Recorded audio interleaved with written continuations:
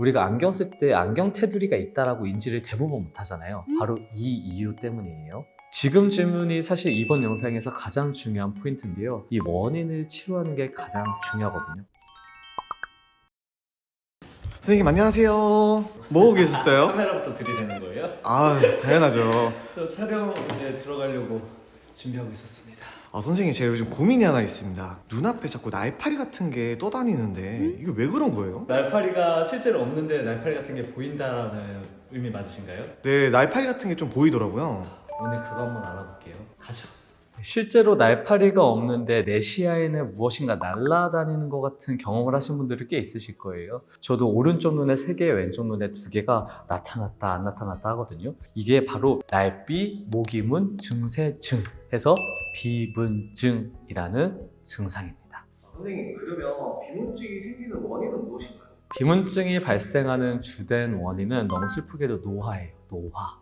우리 눈을 빵빵하게 볼륨을 유지시켜주는 게 유리체라는 물질이거든요. 이게 바로 유리체 물질인데 보통 물과 젤리 성분으로 구성이 돼 있어요. 99% 물, 1% 젤리인데 이게 나이를 먹으면서 젤리가 물로 바뀌거든요. 이때 바뀌면서 액화 과정에서 혼탁 물질이 발생을 합니다. 이게 우리 눈에 그림자로 비추게 되면서 날파리처럼 무엇이 떠다닌다라고 인지가 되는 거예요. 노화 말고 다른 위험 인자로는 근시가 있거든요. 우리가 고도근시가 되면 눈의 앞뒤 길이가 길어지면서 지금 이 유리체가 기존 망막에 붙어있던 데서 조금 더 빨리 떨어지면서 변성이 일어나는 경향이 있어요. 그렇기 때문에 비문증이 많이 나타날 수 있고 외부 충격이 딱 가해지면 우리 눈에 있는 젤리와 물 성분으로 구성된 유리체가 이게 엉켜버리거든요. 그러면서도 혼탁이 발생할 수 있어서 크게 말하면 노화, 그리고 고도근시, 그리고 외상입니다. 그러면 이 비문증 그냥 무시해도 되나요? 지금 질문이 사실 이번 영상에서 가장 중요한 포인트인데요. 비문증이 발생했을 때 이게 단순 비문증인지 아니면 병적 비문증인지 감별 진단하는 게 가장 중요합니다. 이게 무슨 말이냐? 한마디로 병적 원인이 있어서 비문증이 발생한 건지 아니면 노화 때문에 발생한 건지를 감별 진단해야 된다고 말씀을 드리는 거예요. 단순 비문증은 망막에 찢어지거나 피가 나지 않는 등 특별한 원인이 없고 단순 노화로 발생한 것을 통칭해서 말하는 것이고 이 경우는 그냥 우리 무시, 경과간 차례도 상관없습니다. 시간이 지나면 자연스럽게 적응하게 돼 있어요. 하지만 병적 비문증, 즉 뭐 유리체 출혈이 있거나 아니면 망막이 찢어졌거나 망막에 박리가 생긴다. 그리고 원인이 있어서 발생한 비문증의 경우에는 이 원인을 치료하는 게 가장 중요하거든요. 그것도 빨리 치료해야 될 수가 있기 때문에 바로 안과에 가셔야 되는 걸 추천합니다. 그럼 이제 눈에는 큰 문제가 없어도 일상생활에서는 굉장히 좀 신경 쓰이잖아요. 좀 불편한데 따로 치료할 방법이 없을까요? 우선 비문증의 1차 치료는 경과관찰이에요. 그냥 내비두고 본다라고 이해를 하시면 되겠고요. 유리체 혼탁 물질, 그냥 날파리라고 제가 칭할게요. 얘가 움직이거든요. 그래서 우리 시야에서 얘가 나타나면 뭔가 날아다녀 하고 비문증이 있어라고 인지를 할 것이고 얘가 어느 날 시야 밖으로 움직이면 비문증이 없어졌다, 치료가 됐다라고 생각을 하실 거예요. 또 우리 뇌는 필요 없는 시각 정보를 무시하는 소고 능력이 있어요. 이게 바로 트럭슬러라는 현상이라고 불리는데요. 우리가 안경 쓸 때 안경 테두리가 있다라고 인지를 대부분 못하잖아요. 바로 이 이유 때문이에요. 이와 마찬가지로 비문증도 우리가 신경을 쓰지 않고 있으면 우리 뇌에서 얘는 필요 없는 시각 정보다라고 인지를 해서 걔를 이제 소거시켜 버립니다. 그래서 제 눈에는 이제 안 보이게 되는 거죠. 그러면 이제 경과 관찰 말고 이제 약물이나 수술로 비문증을 없앨 수 있는 방법이 있을까요? 일반적으로 약이나 수술로는 비문증을 치료하기가 조금 힘들어요. 근데 제가 조금 전에 말씀드렸듯이 뭐 경과관찰을 하면 6개월 이내에 좋아지는 경우가 대부분이다 라고 말씀을 드리는데 끝까지 적응을 못 하시는 분들도 있거든요. 그래서 그런 분들을 위해서 우리가 예전에는 수술도 했어요. 뭐 유리체 절제술, 비트렉tom이라고 하는 수술을 해서 그 혼탁된 물질을 제거하는 시도를 해봤었는데 득보다 실이 더 많은 케이스가 많이 나타났고 또 비문증이 악화되는 케이스도 보고가 되면서 더 이상은 많이 하는 추세는 아니에요. 또 그러면 레이저로 이 혼탁 물질을 태워서 없애버리자라는 시도도 있었는데 야그 레이저로 한번 시도를 했었던 적이 있거든요. 이것도 기술적인 한계가 있어서 요즘 하는 트렌드는 아닙니다. 즉 수술이나 치료 모두 다 힘든 상황이라고 생각하시면 되시겠어요. 그럼 이제 비문증에 좋은 음식이나 뭐 영양제 이런 게 있을까요?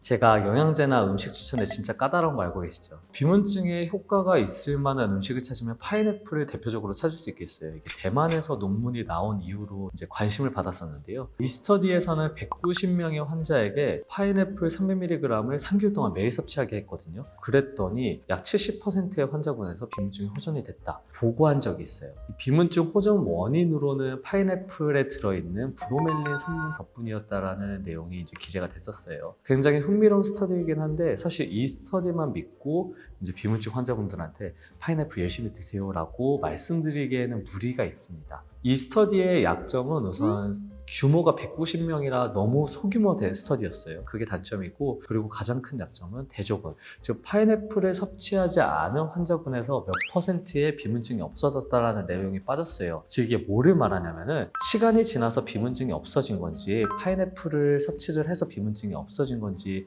애매하다라는 거예요. 그리고 파인애플을 매일 300mg씩 섭취했을 경우에는 이제 혈당이 엄청나게 오르거든요. 그래서 득보다 실이 많을 수도 있기 때문에 저는 환자분들한테 파인애플을 먹으라고 추천은 하지 않고 있습니다. 영양제는 해외 직구로만 구매할 수 있는 마쿠 헬스사의 비트리어스 헬스 제품이 있어요. 성분은 L-라이신, 바이타민 C, 아연, 포도 추출물, 감귤류, 과일 추출물이고 이게 당화작용, 항산화 작용으로 비문증 예방에 효과가 있습니다. 비용은 세 달치에 사이트마다 다르긴 하겠지만 10만 원에서 15만 원 정도 되고요. 위 성분들이 대표적인 비문증 영양제 성분인데 사실 이 영양 성분들이 비문증에 어느 정도의 효과가 있을지는 논문 근거가 너무 부족을 해요. 그래서 저는 이런 영양제를 추천할 때는 우선은 경과 관찰을 해보자라고 말씀을 드리고, 그런데도 너무 불편해서 뭐라도 시도해보고 싶다라는 환자분들에게는 영양제가 있다라고 소개시켜주는 정도로 안내드리고 있습니다. 비문증의 원인이 노화 때문이라고 말씀해 주셨는데 젊은 사람들의 비율도 있나요? 앞에서 말씀드렸는데 제가 고도근시 환자에게도 발생을 할 수 있다라고 말씀을 드렸거든요. 이게 고도근시가 되면은 눈이 앞뒤로 길어지기 때문에 유리체가 망막에 달라붙는 게 떨어지는 시기가 조금 앞당겨질 수 있어요. 그래서 젊은 환자 20대, 30대에도 많은 분들이 비문증을 호소하시는 경우가 있는데 대부분이 다 고도근시, 두꺼운 안경을 쓰는 사람들입니다. 그리고 또 축구공 같은 거에 맞거나 이런 트라우마가 있었던 환자분들에게는 이게 또 유리체가 뭉치기 때문에 비문증이 보일 수 있어서 외상력이 있는 사람은 더 일찍 또 생길 수 있고요. 하지만 대부분은 40대 이후에 생기는 게 특징입니다. 만약에 젊었을 때 비문증이 생긴다, 나중에 나이가 또 들면 이제 노화가 되잖아요. 그렇죠. 이때까지 계속 관찰만 하는 건가요? 아니면 치료를 먼저 해야 되나요? 비문증이 앞에서도 말씀드렸지만 단순 비문증일 경우에는 경과 관찰을 하면은 이제 무시하고 얘가 움직여서 시야에서 바깥으로 나가면 안 보이거든요. 그럴 경우에는 그냥 경과 관찰을 하면 되는 거고, 특히나 젊은 환자군에서 비문증이 발생했다? 거기는 원인이 있을 수 있기 때문에 그 원인을 무조건 치료를 해야 됩니다. 그러니까 나이 먹을 때까지 경과 관찰을 하는 거는 단순 비문증인 거고, 안과 갔는데 다른 데 문제가 있다 그러면 그거를 바로 치료해야 되는 케이스가 되겠죠. 오늘 말씀해 주신 거 요약이랑 비문증을 가지고 계신 분들에게 한 말씀 해주신다면?